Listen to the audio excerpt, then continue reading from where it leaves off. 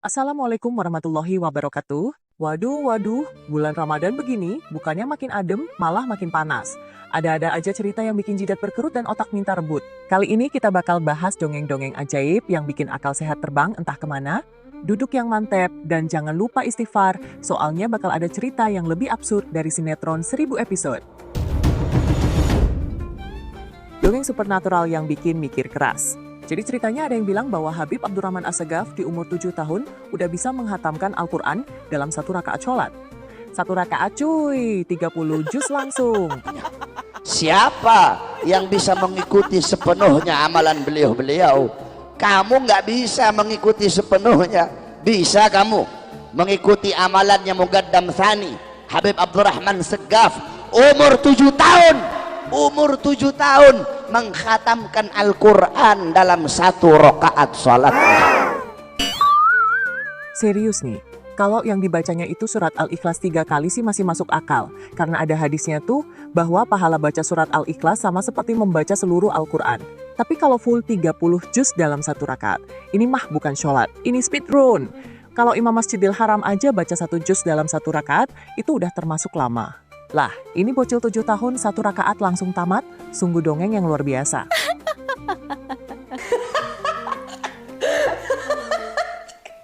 Terus ada lagi nih kisah dari Muqaddam Tsani yang katanya 33 tahun nggak tidur baik siang maupun malam. Alasannya? Karena kalau nengok ke kanan lihat surga, nengok ke kiri lihat neraka, nengok ke atas lihat arsy Allah. Muqaddam Tsani lam yanam la lailan wala naharan 33 sanatan. Muqaddam Tsani 33 tahun nggak tidur, tidak siang hari tidak malam hari. Ditanya, ya Imam, kenapa kamu nggak tidur? Apa jawab beliau? Bagaimana saya bisa tidur? Melihat ke kanan sorga, melihat ke kiri neraka, melihat ke atas arsy-Nya Allah. Bisa kamu ikuti? Ibu Set, kagak tidur 33 tahun, mikir atuh, mau sehebat apapun orangnya, tubuh manusia tetap butuh tidur. Ini kalau kakak tidur seminggu aja udah mulai halusinasi, lah ini 33 tahun, boro-boro lihat surga sama neraka, yang ada malah lihat kuntilanak saking capeknya. Bahkan para nabi aja tidur. Ada riwayat yang mengatakan bahwa Rasulullah SAW tidur dengan miring ke kanan. Lah ini, kok bisa nggak tidur sama sekali? Jangan-jangan jadi brand ambasador kopi 33 tahun? Terus lagi ada cerita kalau Syekh Abu Bakar bin Salim selama 40 tahun, sholat subuh masih menggunakan wudhu dari Isya. Bisa kamu ikuti Fakhrul Wujud Syekh Abu Bakar bin Salim 40 tahun sholat subuh dengan wudhu Isya. 40 tahun sholat subuh pakai wudhu Isya. Al-Imam Muhammad Maulad Dawilah 15 tahun sholat subuh pakai wudhu Isya. Kamu sholat subuhnya pakai apa? Pakai wudhu duhur kalau nggak duha, saudara-saudara. Para ulama, para aulia, para salaf sholat subuh pakai wudhu Isya. Nah, kalau yang ini mungkin bisa terjadi dan masuk akal karena memang ada wali-wali Allah yang istiqomah dalam ibadah. Tapi yang jadi masalah, cerita tentang kemuliaan ini sebenarnya bukan milik Syekh Abu Bakar bin Salim, melainkan Syekh Abdul Qadir Al-Jailani. Di dalam kitab Nurul Burhani yang ditulis oleh Syekh Muslim bin Abdurrahman Meranggen-Demak disebutkan dengan jelas. Qala khadimuhu Syekh Abu Abdullah Muhammadu bin Abdul Fattahi Al-Harawi.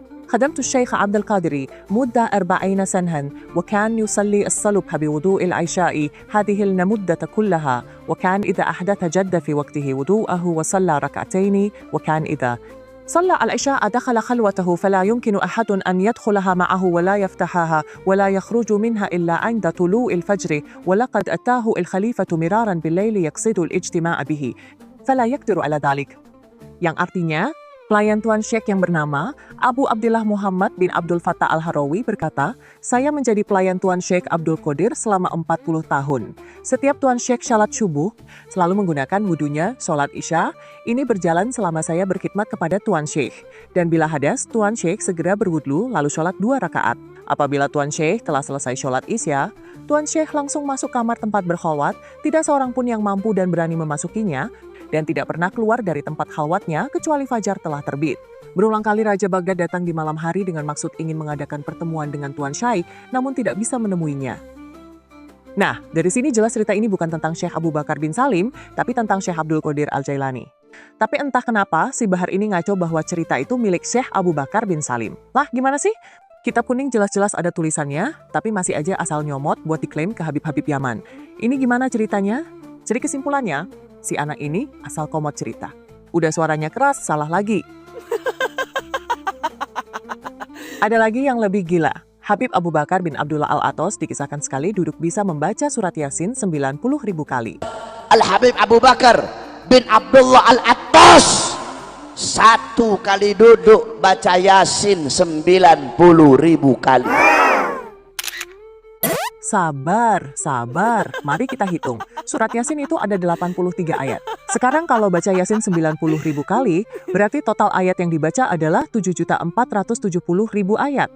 Kalau rata-rata baca satu Yasin butuh 7 menit, maka butuh sekitar 630.000 menit alias 10.500 jam atau 437 hari tanpa berhenti. Ini orang sakti benar.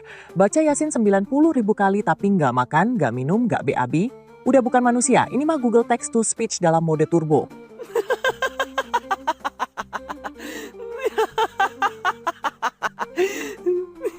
Dongeng tingkat dewa. Yang paling bikin ngakak adalah setiap kali ada ceramah, banyak banget yang menceritakan kehebatan para Habib Alawi seolah-olah mereka yang paling sakti. Bahkan wali-wali Nusantara sekarang nama-namanya diklaim jadi Habib juga. Terus yang lebih kocak lagi, kalau baca kitab kuning itu kan dari kanan ke kiri. Lah, dia baca dari kiri ke kanan. Kan ininya, maksudnya saya nggak baca Arabnya, biar lebih cepat menghemat waktu. Ya. Ya ini fadilah tapi susah juga, saya udah kebiasaan kalau ngajar. Tapi oke lah, saya baca. Nggak apa-apa, bacakan aja Arabnya nggak apa-apa. Lama. Oh, feel free. Oke, silakan. Baik. Yakni malam pertama tarawih keutamaannya, yakni fi dzambi minal mu'minin yakhruj. Fi dzambi minal mu'minin yakhruj. Ini sih bukan lagi salah baca, ini salah peradaban. Dastam, dasar tak tahu malu.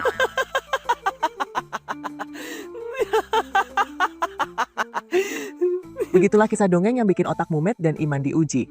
Kalau kita dengerin ceramah, ya harus pakai akal sehat juga. Jangan semua yang diceritain langsung ditelan mentah-mentah. Jadi, gimana menurut kalian? Cerita mana yang paling bikin kalian geleng-geleng kepala? Tulis di kolom komentar. Jangan lupa like, share, dan subscribe biar kita bisa terus bahas cerita-cerita absurd lainnya. Wassalamualaikum warahmatullahi wabarakatuh.